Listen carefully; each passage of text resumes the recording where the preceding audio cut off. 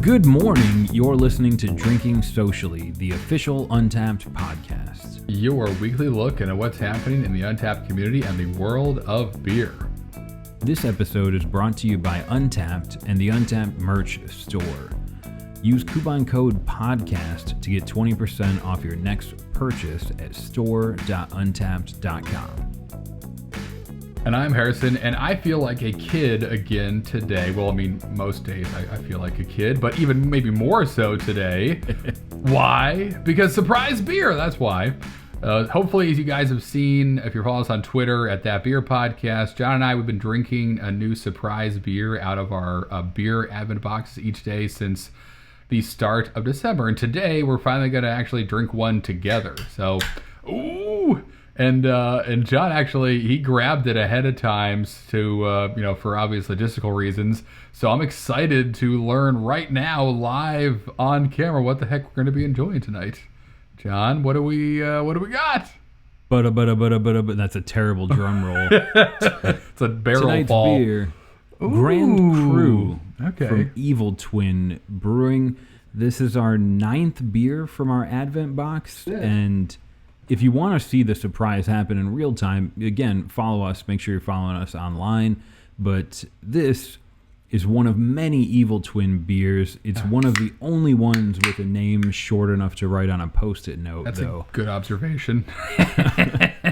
That's very true. So they call this monster Grand Cru. It's listed on Untappd as a strong ale, and reasonably so. It comes out of the can at 12.5% ABV, so good night, Harrison. The only notes we get from Evil Twin are that it's a maple bourbon barrel-aged stout blended with a barley wine style ale blend. That's a tongue twister. It is. So a maple bourbon stout and a barley wine mixed together. I can see it on your face, Harrison. I'm going to let you take the first sip on this one. I'm going to pour this in my glass and get to it as soon as I can. Yeah, exactly. Mine jumped out a little bit, so... Oh, man. But it's, bourbon on the nose. Bourbon nose, unmistakable. Obviously, reading it right, as you said, John, it's a maple bourbon barrel-aged stout and barley wine style ale blend. So I was kind of curious what it would look like. It looks like a big old stout, but let's see what it tastes like. Yeah, it's dark. I didn't get a lot of head on the pour, but the nose smells like a man you want to take advice from. A learned man with many stories. A man who's smart to say the answers aren't in books. Books give you more questions. The answers are in the world. And then he shows you the world. This is so this is inspiring, I guess, this beer. That's what it tastes like. It tastes like knowledge. No, it tastes like It's first thought it's like it's like a pastry stout that's not overly sweet because the bourbon caramel happens right away, and it's like dark fruit is happening in here. It really kind of tastes like a stout more than anything. I'm kind of hunting for the barley wine, which really may just. You could argue that like a barley wine and a stout are some black patent malt away from each other, or an imperial stout rather. Like they can be very close in recipe. But right there you are. More drums from John. He'll be here all night. Just holding down the pocket. Yeah. So I'm getting tons of stout noses. Like right now, first sips, I wouldn't be able to kind of pick the barley wine out of here. And that was my other question: is what kind of barley wine are we talking about? He's like American style, English. But have you taken a sip, John? What are you getting? I am, and I'm getting similar results. Right, the nose. I think the nose tells you what's going to happen, and on this one, I don't get much of the maple. It tastes like an angry dark beer in a good way. Yeah. Sorry, it doesn't smell. Well, no, it tastes like that too. Yeah. I get, just like you said right in the beginning, you get that kind of familiar bourbon. I think your point of a pastry stout, but then dialed down, which I guess is just a stout, with maybe some flavors. But I don't, and I get this a lot from Evil Twin. They're recipe lists sometimes read like half of a grocery aisle, and it's Right. like these amazing like strawberry lemonade beers and stuff. But they do a really good job of putting a beer out that isn't too much. Like this is 12%. I'm not going to drink 4 of these, but it's quaffable, right? Yeah, it is. It almost tastes. Now I'm just getting. You said maple, and I forgot about that. But now maybe you've incepted me once again. It almost tastes like a bunch of like bourbony waffles. If I can take a step back in time. Yes. There's some definite bourbon waffles happening here with the maple and the fact that it's made of grain originally, as are most waffles, although now you can get them made out of like sorghum grass and dehydrated potatoes and stuff. It's a wild time to be alive and eat waffles. But there's like let's not go ahead of myself. I could drink this at breakfast with a bunch of waffles and be like, oh, I'm the smartest man in the world, and then take a long 9-hour nap and be satisfied with myself. Really, what I want is to sit on this, as you should, with any 12.5% beer, and see what happens. I mean, I just know from drinking a fair amount of beer professionally, mostly with you, John, that time is going to tell a different story with this guy. So this will be fun to kind of revisit tonight as we go through the rest of the cast, revisit this beer, because it's going to change. We're going to be talking about different stuff at the end of the podcast when it comes to what's going on in here for sure. Really excited to let this warm up and to age one. I think that was it's been maybe 5% of the barley wines I drank the year they were canned or bottled. Yeah. And this at 12%, I think this would probably smooth out really nicely if you sat on it for a little bit. Oh, for sure. But it's you know what I forgot to do was to check the canned on date, and it's hard to do that with the can open. Yep. Yeah, this one reads really nice and easy. It's 1-AUTAC-alphanumeric. Catch a so let's pretend this was canned this year. Yeah. And it's a little bit fresher, so you get a lot more of that.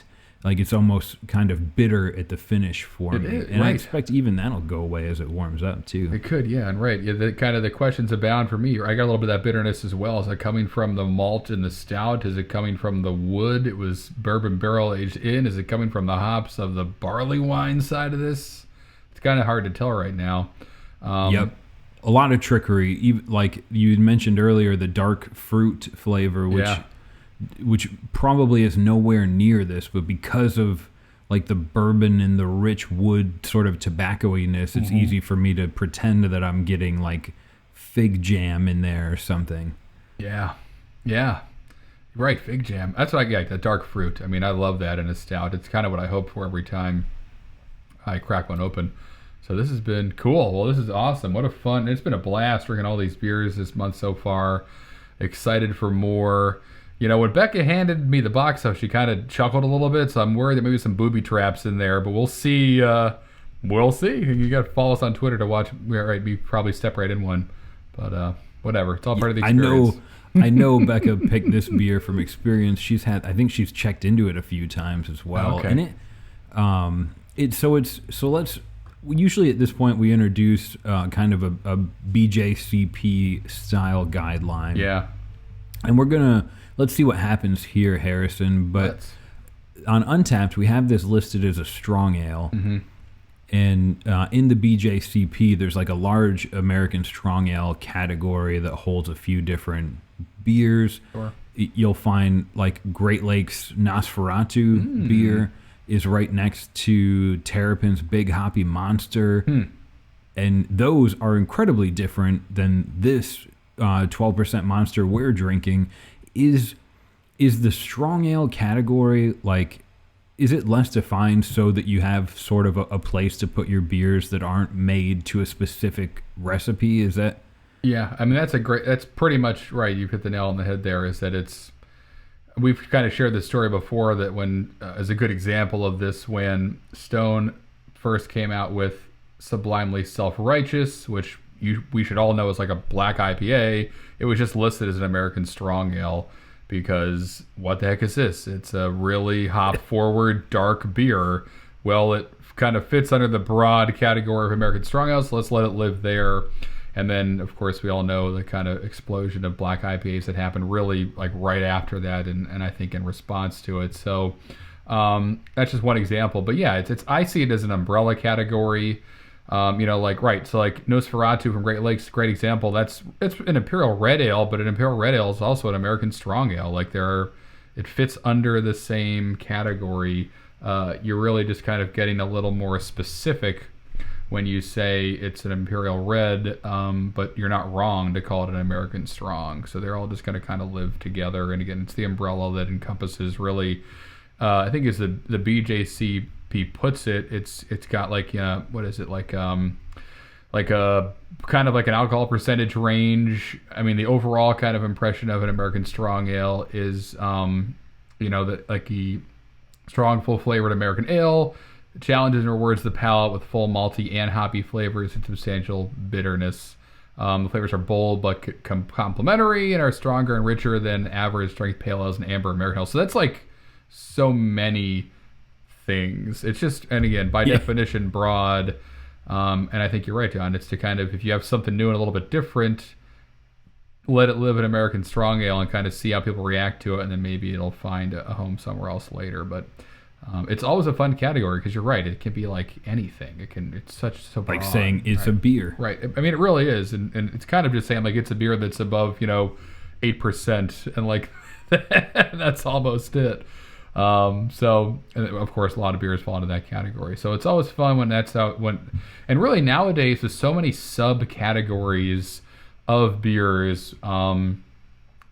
West Coast IPA, New England, hazy pale ales, all that stuff. If something is introduced to me as an American Strong Ale, it's almost kind of exciting. Like maybe this is the next crazy style that we'll all be drinking and every brewery will be brewing in a couple months because it's a new thing and that can be its own style of beer. So I'm always curious about anything introduced to me as an American Strong because maybe it's just the beginning of the next black IPA or what have you. That's a really good point. Like we put it here because it doesn't have a home yet. When I know we mentioned Great Lakes Nosferatu, I feel like we should have it on the show sometime. We will. We've mentioned it more times than you should say Nosferatu's name. 3 times. When Great Lakes first released that beer in the early 90s, so we're talking Buffalo Bills Super Bowl era, Michael Jordan. Yes. This is a long time ago for some of you listeners. But when they first released it, it was just simply classified as a stock ale, which is maybe even more vague than American Strong. And eventually it evolved into Imperial Red. But I like your point of it's sort of a catch-all for beers that don't have a specific category, but you can find some really exciting stuff in there because sometimes that's where you have to put it. So Evil Twin lists this, it labels it as Grand Cru. Mm-hmm. Yes. And this was something I remember when you asked me about it, Harrison, like this is maybe even just as more vague than American Strong. So Grand Cru has a place in the world. From France, it means great growth, but really when you see Grand Cru, it's a wine terminology. Right. You would get your vineyard would get certified as Grand Cru, which puts it about as good as you can get as the terroir to grow your grapes on. There are right now 17 wineries or regions inside of France, or villages inside of France that are certified as Grand Cru. Yeah. And the French winemaking rules infinitely more strict than how you label your beers. So that it's incredibly tallied in black and white, and there's certifications. And here we are in beer, where Grand Cru, like you're not growing grapes for beer unless you're Dogfish Head, or sometimes you might. But for beer on Grand Cru, Harrison, is there any? I know you're kind of familiar with it. We did some research on Untappd. You can see Hoegaarden makes a Grand Cru. Trogs does Mad Elf, and they do a Grand Cru version of Mad Elf. Right. And anybody that's drank Mad Elf knows it's not a bourbon barrel aged stout barley wine blend. So there's some huge disparity there, Harrison. Can you help us tie that together as well?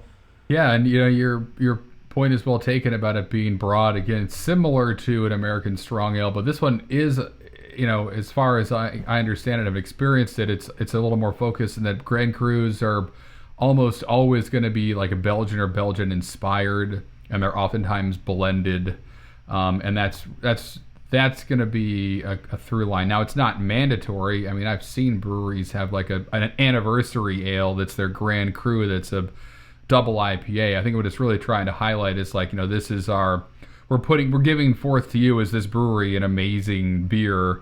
It can be sometimes used as that, and whatever the style of beer is doesn't really matter. But by and large, they're going to be either Belgian beers or Belgian inspired beers, and oftentimes they're put out like year over year, maybe not even every year. For example, Rodenbach, they are one of my favorite breweries. They have a Grand Cru that comes out like kind of not at the brewery's discretion. Like they'll go into the barrels of aged Rodenbach and pick it out and blend stuff together and realize, great, we've got a good blend here of something from 20 years ago, something from 10 years ago, and let's release it this year as the Grand Cru this year. Or maybe like the one that I loved when I lived in Philadelphia was their Grand Cru from 2007. So it was Rodenbach's Grand Cru 2007, but that wasn't released, and it wasn't added to Untappd actually until 2014. So that was a beer that sat in barrels for 7 years before anyone got to taste it outside of the brewery. And then they bottled it, and it was like kind of everywhere for like a hot minute, and every time I saw it I grabbed it because it was just an amazing kind of Flanders red. And so that's a pretty classic example. It's a Belgian brewery. It's a Flanders red ale. It's aged. It might have been blended a little bit, but so it can be a fair amount of things, but usually Belgian or Belgian inspired is going to be a part of it. Flying Fish out of New Jersey, they do like a quadruple or I think it might be a quad every year, but it's a Belgian beer that they label as their Grand Cru. So again, it doesn't have to be in Belgium. You could be inspired by the brewing traditions and brew some Grand Crus up in the States, but almost all of them I've seen have been, have some kind of Belgian heritage to it, which makes sense. And it's usually more alcoholic. Now, Rodenbach's Grand Cru is just 6%, but I've seen them, again, quads, 10, 11%. Right there, the range of alcohol is going to vary too. That's not really as important. So usually when we go through the BJCP, I think the intent is to kind of hopefully educate you guys and girls a little bit about, and ourselves really as we research some of them, like if you're calling a beer a farmhouse ale, there's a certain set of parameters it has to meet.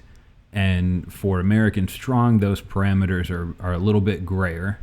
And for Grand Cru, they're almost non-existent. In fact, non-existent. There is no certified Grand Cru style of beer. But some easy takeaways are you're probably going to drink something that the brewery has put a lot of time into, whether it's blended or barrel aged, or it comes from maybe the same place that the winery Grand Cru comes from, in that like this is the best we can do right now. And you'd be lucky or advantageous to buy a bottle or two, drink one, and I would imagine most of them are built to age pretty well. Yep. Yeah, they should be. And so, Harrison, I don't mean to throw you on the spot, throw you on the tracks, run you over with a bus. None of those work. Please don't.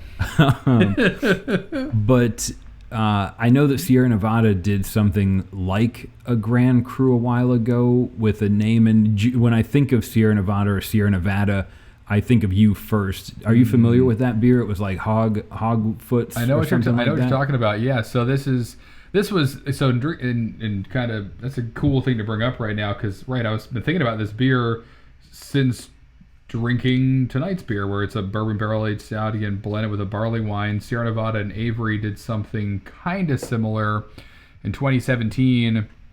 You can find it on Untappd as the Beer Camp Across the World Dry Hopped Barley Wine Style Ale, which came in their kind of Beer Camp Across the World mixed 12 pack, which was so cool to get. 12 different beers, collaborated with 12 different breweries all over the world. I think Garage Project, I think it was the one they did with Garage Project, had like a smoked porter with them.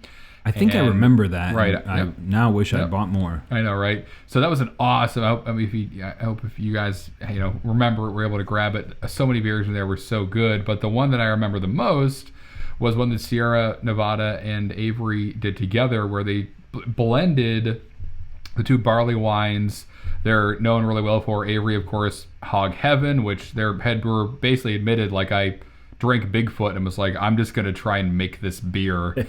Sierra Nevada's Bigfoot, like, this is so good. So they, so Hog Heaven and then Sierra Nevada's Bigfoot blended it together, dry hopped it, and then bottle conditioned it. And in kind of like the brewing circles, this was termed like, or known as Big Hog or Hogfoot, which I think is hilarious, and two great band names. So if they don't exist, that one's on the house today out there, all you you noodlers. But yeah, it was just again, same kind of idea as the beer we're drinking tonight. Not a Grand Cru, but a blend of two beers, a little more similar than the ones we're drinking this evening. But it was just so memorable, and it's one of the first beers I was thinking of when I'm drinking anything that's been blended together. So I had it. I even let it sit for a little bit. When I got it, it was the last beer I drank out of that box. I think I let it sit for like 4 or 5 months or so, knowing it was bottle conditioned and it was a barley wine, and it was just like, it was magical. I mean, it was so like flavorful and exciting, and it changed as you drank it, much like the beer tonight. So yeah, that was definitely one that I'm glad it would return to the front of my mind this evening, because it's been a while since I thought about it. But holy cowbunga delicious. And let's jump into this beer we're drinking this evening a little bit more on Untappd for Evil Twin Brewing's Grand Cru. So if you look at kind of the quick hits about it, there's more than 5,000 total check-ins of it. So not tiny, but also not like tens of thousands of people have had this. So pretty cool. But over almost a 4.2 bottle cap rating. So everyone else is really enjoying it as we are this evening. We see it everywhere. If you look at Untappd, it's in New Jersey, it's in Nevada, but it's also in Limburg. It's in Sweden. I think John said he saw it at the Broken Dreams Hotel Bar, which is pretty cool. So, and if you know an Evil Twin, you know they're kind of all over the world, and they actually brew their beers all over the world. They've kind of hand-selected 10 breweries they love to brew their beers out of, which is a really cool kind of business model, in that as a beer consumer, you have a really good chance of, if you're drinking an Evil Twin beer anywhere, that it's really fresh, because it may come, even if, Evil Twin, them as being kind of headquartered in Brooklyn, New York, they may have a brewery in your state or in your city, even if that city is, somewhere in Europe. So, or maybe working with a brewery there, I should say. So they're just contracting with breweries all over the world to make these awesome beers, and being very, obviously smart about who they're letting brew these awesome recipes. So, but I thought that was pretty cool. Not many breweries do that. Certainly that scale. I mean, kind of gypsy brewing and contract brewing was a really big deal like 10 years ago or so. But in terms of breweries that kind of keep doing it, there really aren't many that do it for as long as Evil Twin has, and they've really definitely making it work for them. And I think the beer consumer is better for it, because you're just getting a great fresh product anywhere you enjoy their beer. All right, so let's jump into some fun, goofy stuff as we tend to do here. It's that time, folks. It's another Would You Rather, and today's is a doozy. It's very fitting for what we're doing this evening.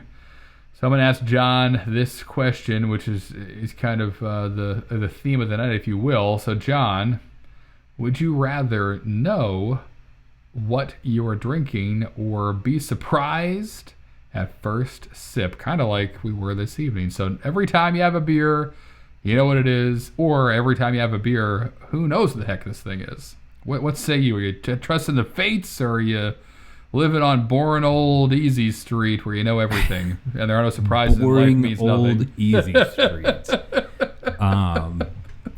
Actually, I kind of like this Would You Rather, because it's not like Would You Rather Live lose or all die. your hair or lose one of your arms. It's a little bit easier. Right.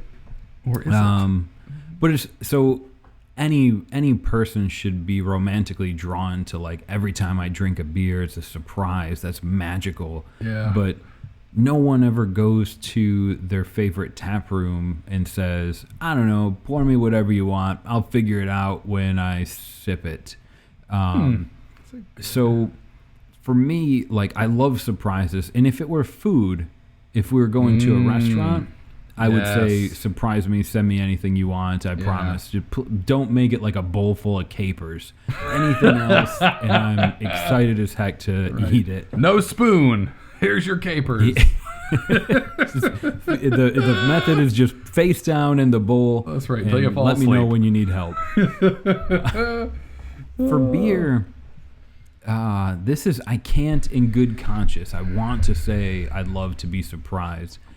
Even when we do the Advent box, I pull the beer out and I'm surprised, sometimes excitedly, sometimes excited about the experience I'm about to have that I didn't volunteer for. Sure. But I always I know when I can brace myself for that first sip, like, oh my gosh, is this going to be a really weird beer that I wouldn't normally enjoy? Right. So, anyways, I'm beating around the bush. I would have to know what beer I'm drinking, and it would eliminate the surprise. But for me, sometimes I'm really picky, like, without any reasoning at all. Sometimes I really just want a bitter West Coast kick my face IPA. Right. And sometimes I don't. So I wouldn't be able to relinquish that in good conscience. I know I took forever answering that, Harrison. What about you? Any inkling on your end on what you'd be willing to commit to for the rest of your life? Yeah, I know, right. And that's the weightedness of this, right? That, like, everything's a surprise, which kind of sounds exhausting. It reminds me, I'm going to date myself slightly, of the Pink Panther movies with Kato always hiding and his assistant always hiding in his apartment to train him by attacking him and surprising him every time he came home, so that the Pink Panther or the Inspector Clouseau could become better, whatever, at defending himself, and Kato always won. That would be stressful and exhausting to walk into maybe a fist fight. So I'm glad it's not that on the table. But that, right, if we surprised all the time, clearly could take a toll. However, you brought up a lot of really great points. Your anecdote about going to a brewery and saying, pour me whatever, shot up another memory we've already talked about tonight for me of Sublimely Self-Righteous, where that is exactly what I did. I walked into my kind of neighborhood bar at the time, TJ's in Drinkery in Paoli, PA, and was like, hey, Scott, pour me, what should I have? What am I having tonight? And he was like, oh, you are having this. And that's how I discovered that beer. And I've always been, I don't do that all the time, but I wish I did it more, because as I kind of advance in years, all I really want to do is drink like IPAs or Sierra Nevada Pale Ale, and that makes me very boring. So you've been a great friend, John, and giving me cool beers that I wouldn't normally drink, where when I open them up, I'm like, holy cow, why was I counting this out? So I think I need more surprises. My wife will tell you that I'll eat a grilled cheese every day until I die and be happy, and she'd be right. Who wouldn't? But what kind of life is that? So I think, I've lived plenty in the I know what I'm drinking all the time camp. Why not spend the rest of my days just kind of waiting for a beer, much like Cato, to pop out from behind a door or the ice box and have it be some kind of hibiscus sour or whatever. Maybe I love it. So I think that would be exciting for me. And you're right, the rest of forever is a really long time, but maybe it'll, be more enjoyable if there are, so many surprises along the way. So I'm going to go for surprise, and we'll just see what happens next. In a quick one word answer, would you rather? You go into your local beer store and there's a 12-pack. One of them is marked. It says this has 3 Goses, 3 pale ales, 3 stouts, and 3 brown ales. The other one has 12 unmarked cans. Which one do you buy? Today, before this, I guess, would you rather, I'm buying the one that tells me what's in it. But now that I've committed to a life of uncertainty, I guess I'm buying the other one, and just hoping someone hasn't made some kind of bathtub beer and found a way to can it. All 12 are the same, and they're real. I would, if that were the case, if I could buy a 12-pack of unmarked cans in an instant. I know that that's not legally allowed, so maybe they're ABV marked. But if any of you brewers are listening and you're able to package up 12 unmarked cans, I don't even care what they are. I'll buy 2 of them, and I'll tell everyone I know to buy 1 of their own. That sounds like an adventure I could stand. I like that. I wonder, I'm trying to think. I'm sure a brewery's done it. I've just make it, 12 beers, and they're just number 1, number 2, number 3, just kind of a number on the side in a 12-pack. I think there was a brewery in Charlotte, the Unknown Brewery, right next to the Panther Stadium. Right. And I don't know if they ever released it, but they were talking about doing a Russian roulette 4-pack. That's right. Where you had 3 beers that were like a regular pale ale, and the 4th one, which was unmarked, had an amazing amount of like ghost peppers and chilies put in. I remember hearing about that. I don't know if I did either, but that's a great. I mean, if you come home from a 10-hour day to crack open a pale ale and it's habaneros in the face and you can't breathe, right? That's maybe you hope that's when you'll find it though. That's how that works. But I love that idea. And I've seen other similar things. Wicked Weed did like a 4-pack of different stouts where it was all the same base stout but different chocolates and adjuncts and stuff to it. There's a market. I have it on my shelf. Okay, good. Yep. So there's a market for it. There's and I think we've kind of proved that even though most of us do eat the grilled cheese every day, I think we all in the back of our heads wish we were living the life of D'Artagnan or Zorro or whoever. Pick your swashbuckler. Living a little bit more on the edge where every morning's a new adventure, or every evening if you're talking about beer, hopefully. Every mid-afternoon. We'll let you decide. No judgment. Well, all right, it's always 5 o'clock in London. I think that's right. That's the first billboard you see when you drive in. Oh, no, when you fly in. All right, cool. Well, this has been a blast, guys. Today we drank blended imperial stout and barley wine. We talked about how Grand Crus were or are, and surprised each other with our thoughts on surprises. And if you liked it, we'll be back in 7 days or next Wednesday. We're doing Advent updates, and the Year in Beer on Untappd is released on December 14th. So that's coming out before our next episode, December 14th.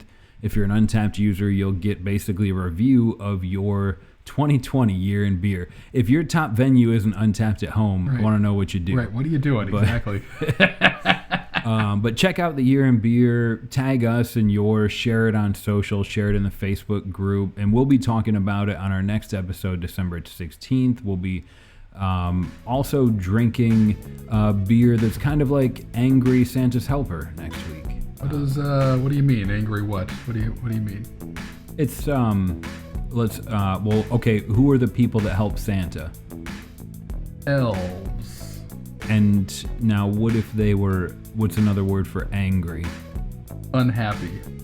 Correct. We'll be drinking Troeg's Unhappy Elf next week. See if you can score a can or bottle of that. That sounds interesting. That'll probably be a variant next year, and I'll be the first one in line to get it. The Unhappy Elf, the Sad Elf, and the perhaps Mad Elf. Show notes for this show are available at podcast.untappd.com. If you have any questions or feedback, you can connect with Untappd on Twitter, Facebook, or Instagram. You can connect with Harrison and I at That Beer Podcast, or join the Facebook group and share all your beautiful beer photos. Otherwise, we'll see you guys next week. Cheers! Cheers!